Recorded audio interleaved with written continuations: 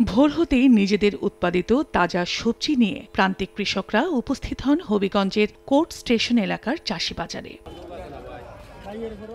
বিষমুক্ত দেশীয় সবজির সবচেয়ে বড় এ বাজার থেকে সবজি কিনে জেলার বিভিন্ন বাজারে বিক্রি করেন পাইকাররা। নিরাপদ সবজি কিনতে খুচরা ক্রেতারাও আসেন এখানে। কিন্তু চলতি মৌসুমে বাজারের সবজির দাম অনেকটাই বেশি। সব ধরনের সবজির দামই ৫ থেকে ১৫ টাকা পর্যন্ত বেড়েছে। এতে ক্ষোভ জানিয়েছেন সাধারণ ক্রেতারা।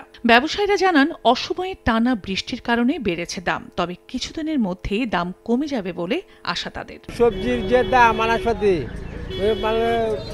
আগের চেয়ে অনেক দাম বেশি, এগুলা লাভ কম। জেঙ্গা ৫০ টাকা, বেগুন ৫০, মরিচ ২৫০ টাকা কেজি, ধন্যা মাথা ২০০ টাকা কেজি। কৃষকের বাজার না তাহলে কৃষক রাস্তার মাঝে হারিয়া মাল ব্যস্ত হয়, এটা কৃষকের ভোগান্তি, আপনার যে ড্রাইভার কিংবা গাড়ি চলাচলের ভোগান্তি। সরকারের কাছে আকুল আবেদন জানাবো, আমাদেরকে যেন একটা সুস্থ পরিবেশে একটা বাজারে সিস্টেম করে দেওয়া হয়, এটা আমরা জোর দাবি রাখছি কৃষকের পক্ষ থেকে। হবিগঞ্জ চাষী বাজারে প্রতিদিন ১৫ থেকে ২০ লাখ টাকার সবজির বেচাকেনা হয় বলে জানান ব্যবসায়ীরা।